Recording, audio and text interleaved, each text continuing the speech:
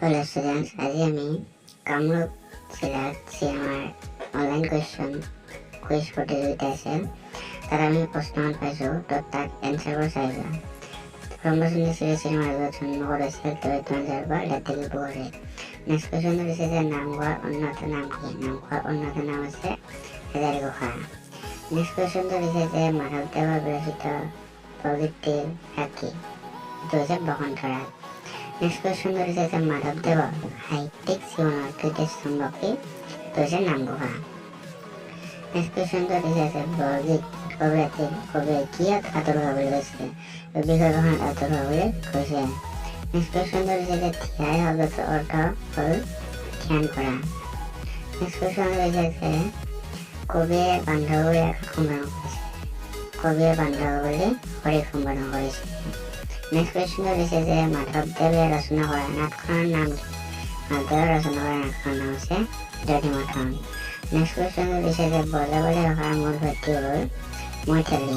Next কুৱেশ্যনটো দিছে যে মাধৱদেৱৰ মাতৃৰ নাম হৈছে মুন্নু বা দেৱী। নেক্সট কুৱেশ্যনটো দিছে board of the assessment of language নামৰ গ্ৰন্থখনৰ ৰচক হ'ল ডিমেশ্বৰ নেওগ। নেক্সট কুৱেশ্যন দিছে যে অসমীয়া সাহিত্যৰ বুৰঞ্জী হিচাপে পৰিচিত সাহিত্যিকগৰাকীৰ নাম হৈছে ডিমেশ্বৰ নেওগ। নেক্সট কুৱেশ্যনটো দিছে যে পেণ্ডুকণা শব্দৰ অৰ্থ কি? পেণ্ডুকণা শব্দৰ অৰ্থ হ'ল নিজেই সৰু। নেক্সট কুৱেশ্যনটো দিছে যে শিক্ষাৰ্থী উন্নতিৰ মন্ত্ৰ কি?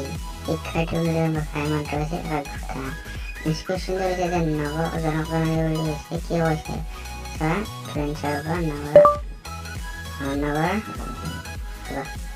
নগৰ জনপ্ৰণালীৰ প্ৰাণভাৱে নগৰখনক সৃষ্টি কৰে।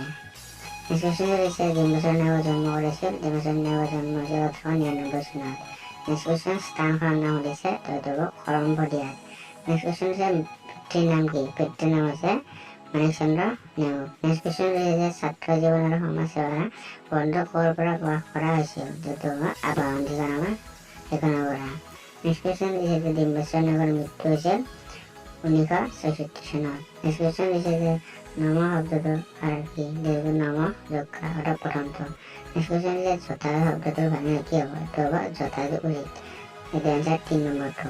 নেক্সট কুৱেশ্যন দিছে যে উৎসুক পৰি, তো এইটো হ'ব এনচাৰ তদুপৰি। নেক্সট কুৱেশ্যন দিছে উন্নতি শব্দৰ ভাঙিলে কি হ'ব? এইটো হ'ব উদ্যোগনতি প্ৰথমটো। নেক্সট কুৱেশ্যন দিছে সংস্কৃত শব্দটোৰ ভাঙিলে কি হ'ব? এইটো হ'ব 2 নম্বৰটো অৰ্থাৎ সামগ্ৰিক। নেক্সট কুৱেশ্যন দিছে যে প্ৰৱেশ শব্দৰ বিপৰীত শব্দ কি?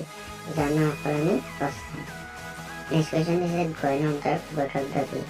গহীন শব্দৰ বিপৰীত শব্দ হৈছে পাতল বা চঞ্চল বুলি হ'ব। নেক্সট হৈছে দীৰ্ঘ শব্দৰ অৰ্থ কি? হৈছে হস্ৰ। নেক্সট কুৱেশ্যনটো দিছে যে দাতা শব্দটোৰ বিপৰীত শব্দ কি? দাতা শব্দৰ বিপৰীত শব্দ হৈছে গৃহতা।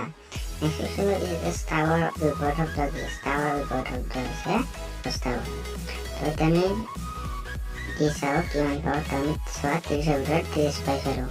তো তোমালোকে এনেকুৱা 30ৰ ভিতৰত 30 পাবা। মই যেনেকৈ কৈছোঁ এনেকুৱা উত্তৰবোৰ দি যাবা, তোমালোকে 30 পাবা তেতিয়া।